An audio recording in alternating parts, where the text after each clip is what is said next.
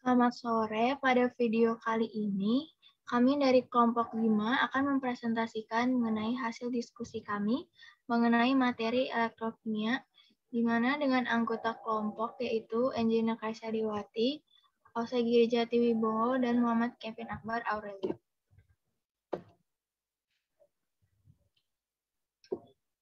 Hal pertama yang akan dibahas yaitu hitunglah potensial sel standar, potensial sel, serta energi bebas Gibbs dari kedua reaksi tersebut. Yang A, terdapat reaksi yaitu Mg plus Sn2 plus menjadi Mg2 plus Sn, di mana molaritas Mg2 plus yaitu 0,04 dan molaritas Sn2 plus yaitu 0,035. Diketahui pula reaksi katoda Sn2 plus ditambah 2 elektron menjadi Sn dengan potensial sel sebesar minus 0,14 volt. Dan reaksi anoda Mg2 plus ditambah 2 elektron menjadi Mg dengan potensial sel sebesar minus 2,37 volt. Cara mencari potensial sel standar yaitu dengan menggunakan rumus potensial sel katoda dikurang potensial sel anoda, di mana diketahui minus 0,14 dikurangi minus 2,37 dan didapatkan hasil yaitu 2,23 volt. Kemudian cara mencari potensial sel yaitu dengan menggunakan rumus potensial sel standar dikurang 0,0592 per N dikali log Mg2 plus per Sn2 plus. Kemudian dimasukkan angkanya dan didapatkan hasil yaitu 2,22677 volt. Setelah itu, cara mencari energi bebas Gibbs yaitu dengan menggunakan rumus minus mol dikali F dikali potensial sel. Kemudian dimasukkan angkanya dan didapatkan hasil sebesar minus 429,767 kJ. Kemudian yang B diketahui yaitu 3Zn plus 2 plus 2G3 plus menjadi 3Zn 2 plus 2Cr, di mana molaritas Cr3 plus yaitu 0,010 dan molaritas Zn 2 plus yaitu 0,085. Diketahui pula reaksi anoda Zn 2 plus 2 elektron dengan potensial sel sebesar minus 0,76 volt.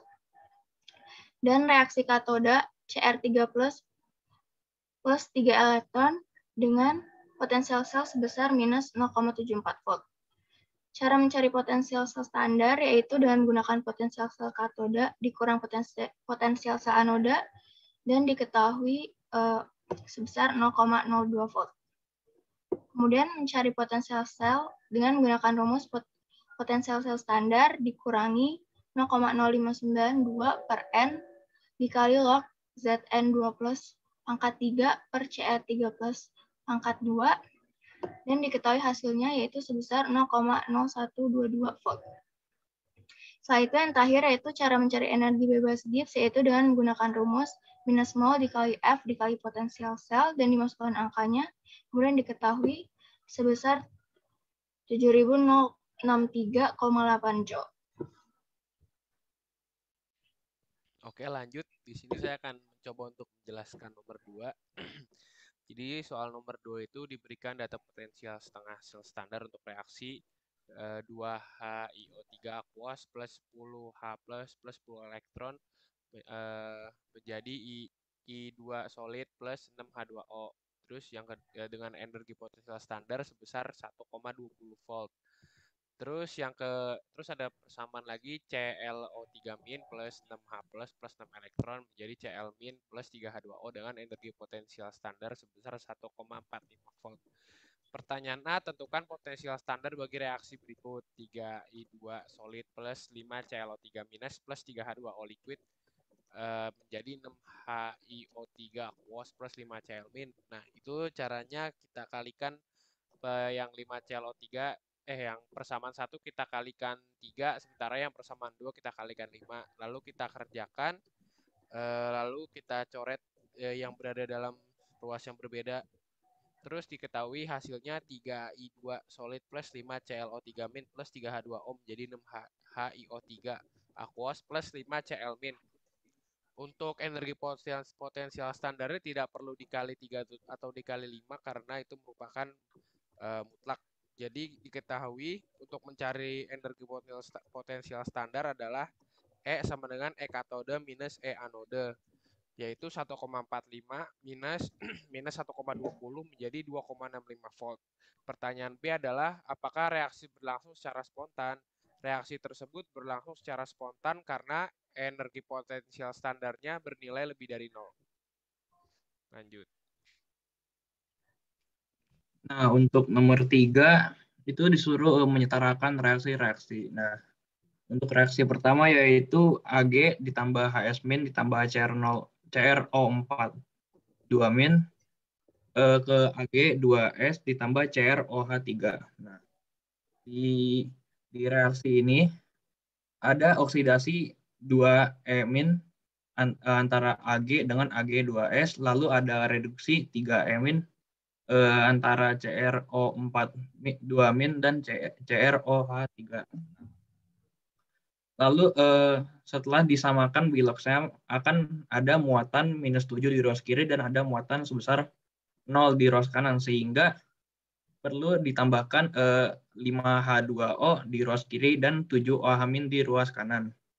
Lalu untuk reaksi yang B yaitu MnO4- ditambah Br- menjadi MnO2 ditambah BrO3-. Nah, lalu ada di reaksi itu ada reduksi 3-, antara Mn04 dan Mn02. Lalu ada oksidasi 6E- di antara Br- dan BrO3-. Nah, lalu setelah disetarakan biloxnya akan muncul muatan -3 di ruas kiri dan muatan -1 di ruas kanan, sehingga perlu ditambahkan H2O di ruas kiri dan 2 OH- di ruas kanan. Lalu untuk reaksi yang C itu Cl2 menjadi ClO3- ditambah Cl-. Nah, lalu di reaksi tersebut ada oksidasi 10E- di antara Cl2 dengan 2 ClO3-, lalu ada itu disetarakan dulu untuk jumlah senyawanya ya, yang diubah jadi 2 ClO3- dan 2 Cl-. Nah, ada bilox 10 di 2 ClO3- dan ada bilox -2.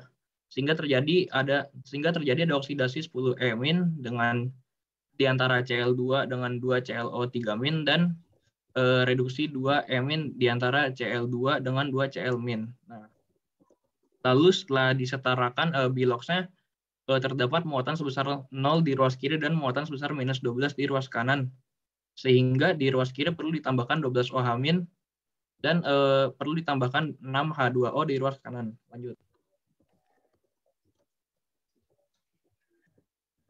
Nah, untuk nomor 4, persamaannya itu Pb ditambah Pb02 ditambah H2SO4, jadi 2 PbSO4 ditambah 2 H2O. Nah, lalu diketahui densitas awal sebesar 1,29 gram per mililiter, lalu densitas akhir sebesar 1,19 gram per mililiter. Lalu diketahui persenan massa awal sebesar 38% dan persenan massa akhir sebesar 26%. Lalu diasumsikan volume asam tetap pada 724 ml. Nah, untuk pertanyaan A, hitung total muatan dalam kolom dipasok oleh baterai.